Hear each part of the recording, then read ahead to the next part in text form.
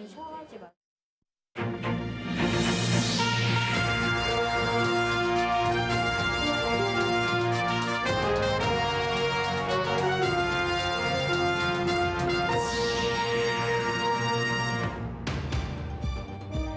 지방선거가 2달도 남지 않았지만 광역의원 선거구 획정이 지연되면서 후보자들의 혼란이 커지고 있습니다.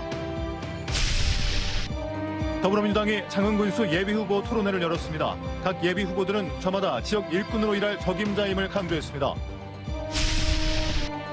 오늘은 식목일입니다. 신안 섬마을에서 15년 동안 200만 그루의 나무가 새로운 보금자리에 뿌리를 내리고 있습니다. 우크라이나를 탈출한 고려인들의 격리를 끝내고 광주에 있는 고려인 마을에 정착하고 있습니다. 여러분 안녕하십니까? 목포 MBC 뉴스데스크입니다. 올해 6월 지방선거부터 헌법재판소의 인구 편차 축소 결정으로 광역의원 선거구 정수 조정이 불가피해졌습니다. 그런데 선거가 2달도 채 남지 않았는데 광역의원 선거구 획정은 국회에서 공전만 거듭하고 있습니다. 문현철 기자입니다. 법대로라면 광역의원 선거구 획정은 지난해 말까지 끝났어야 했습니다. 국회 정치개혁특별위원회는 그러나 대통령 선거 등을 이유로 아직까지 광역의원 선거구 획정을 못하고 있습니다. 헌법재판소가 광역의원 선거구의 인구 편차를 4대 1에서 3대 1로 축소하면서 광역의원 정수 조정이 불가피한 실정.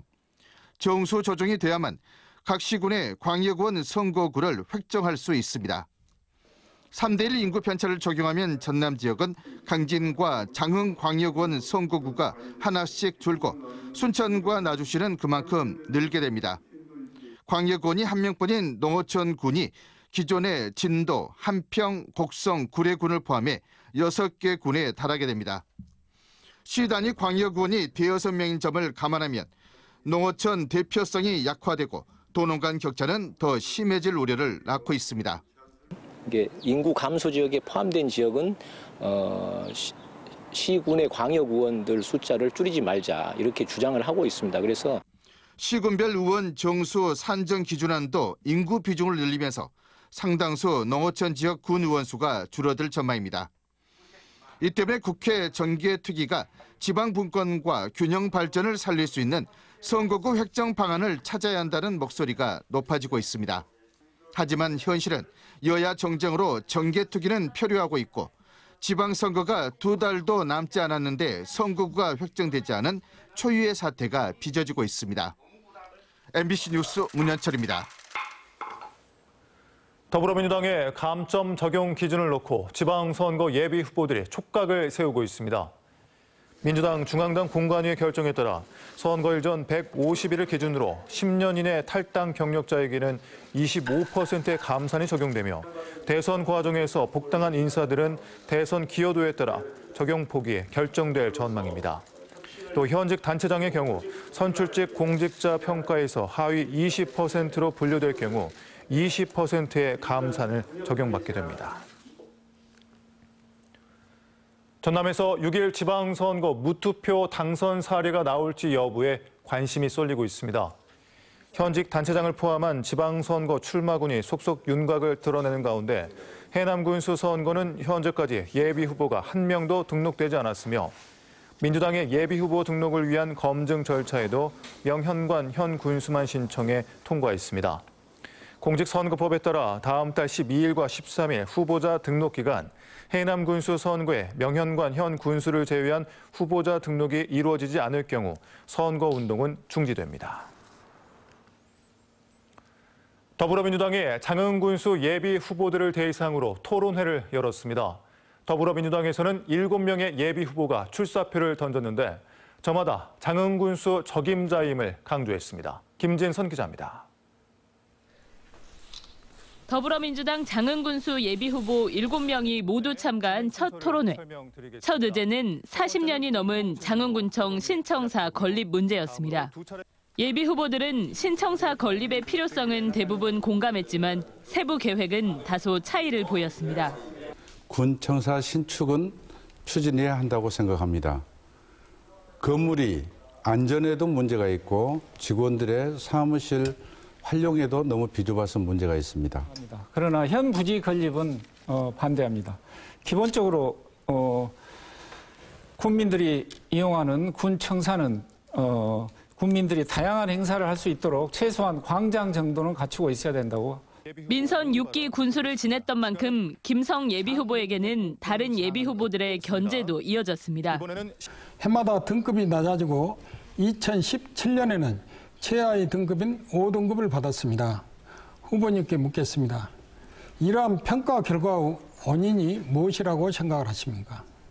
앞으로 정말 청년들은 단순하니 장군의 이미지뿐만 아니라 장군의 경쟁력이고 그리고 우리 국민들에 대한 자존심이기 때문에 혹시 만약 군수가 된다면 주도권 토론에서는 경력 등 후보자 검증과 공약 현실화 가능성에 대한 공방도 잇따랐습니다.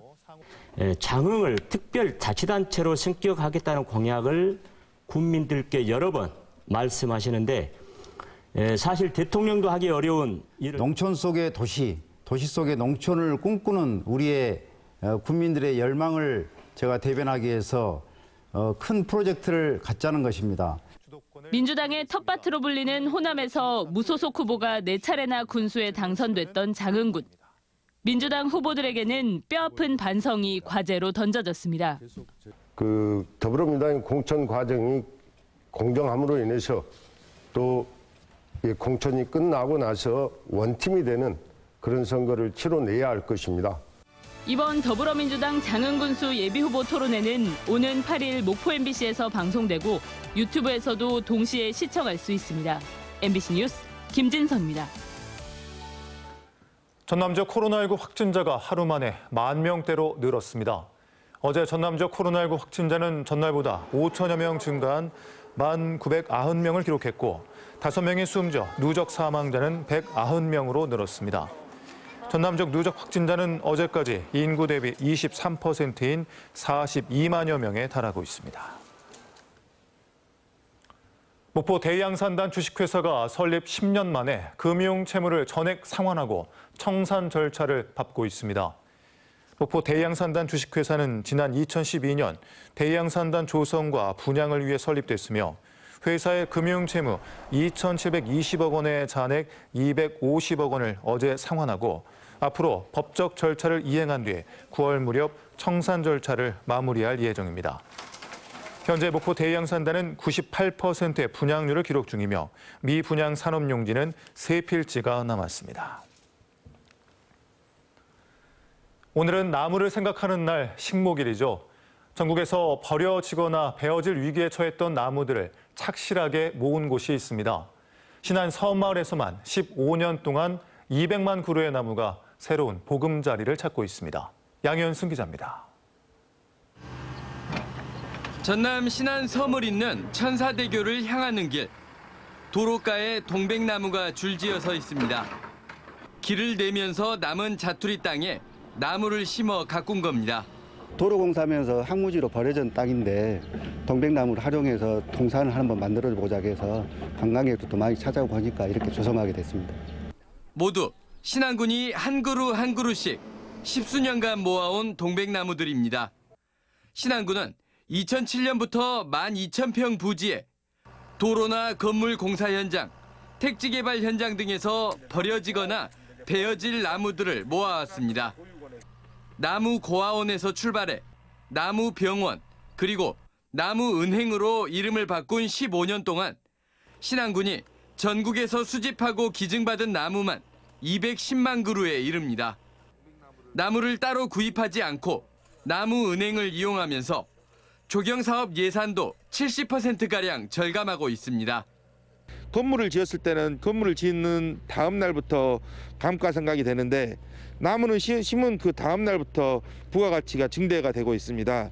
그래서 이 나무라는 걸 심음으로써 사람의 마음도 정화가 되고 베어질 뻔했던 위기를 딛고 새로운 섬 고향을 찾은 나무들은 신안군 도초도 환상의 정원, 임자도 홍매화 정원 등 섬마을 크고 작은 정원에 뿌리를 내리고 싱그러운 봄을 맞고 있습니다. MBC 뉴스 양현승입니다. 전쟁을 피해 우크라이나를 탈출한 고려인들이 격리를 끝내고 광주 고려인 마을에 정착하고 있습니다. 이들이 무사히 한국에 도착할 수 있었던 건 우리 이웃들의 따뜻한 손길 덕분이었습니다. 임지은 기자입니다. 지난달 29일 한국행 비행기에 가까스로 몸을 실은 우크라이나 국적 고려인 문 나탈리아 씨. 러시아 침공이 시작되자 6년 동안 운영했던 식당을 포기하고 머나먼 피란길에 올라야만 했습니다. 쉽지 않은 여정이었지만 집을 떠난 지 17일 만에 가족들 모두 무사히 한국 땅을 밟았습니다. 덕분에 여기 항공료 지원을 해주셔서 그래서 여기 오게 됐어요. 이렇게 도움을 많이 받아서 정말 너무너무 감사해요. 이제 다 같이 여기 있으니까 정말 기뻐요.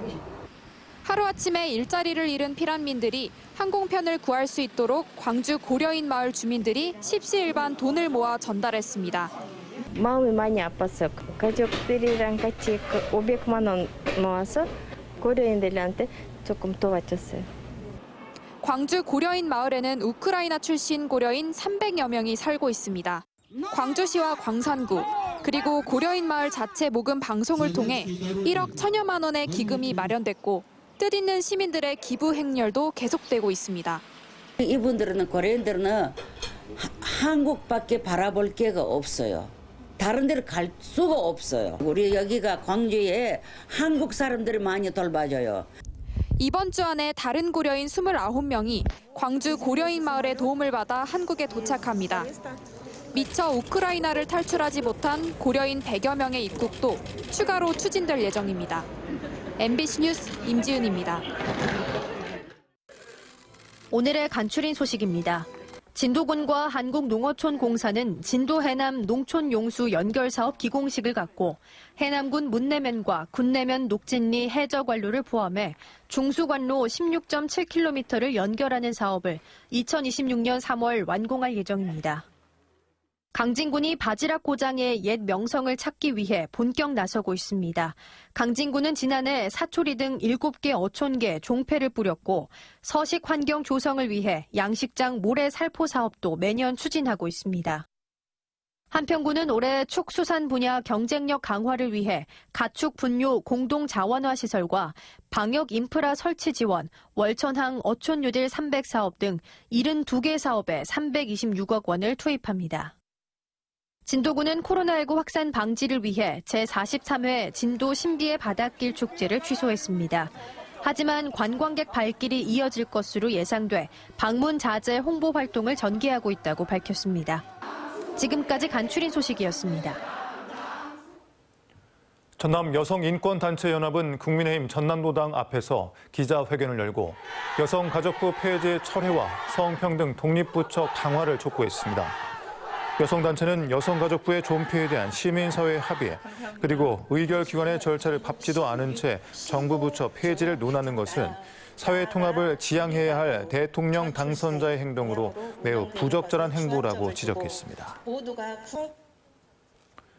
어젯밤 10시 35분쯤 목포시 연산동의 한 교차로에서 56살 A씨가 몰던 승용차가 신호를 기다리던 40살 B씨의 승용차를 들이받아 운전자 등 3명이 부상을 입었습니다. 사고 당시 A씨는 혈중 알코올 농도 0.08%로 면허 취소 수치였던 것으로 확인됐습니다. 한편 경찰은 A씨와 함께 차에 타고 있던 동승자도 음주 방조죄 적용 여부를 검토하고 있습니다. 국회 윤재갑 의원이 안전한 반려문화 확산과 맹견 관리를 위해 대표 발의한 동물보호법 일부 개정 법률안 2건이 국회 본회의를 통과했습니다.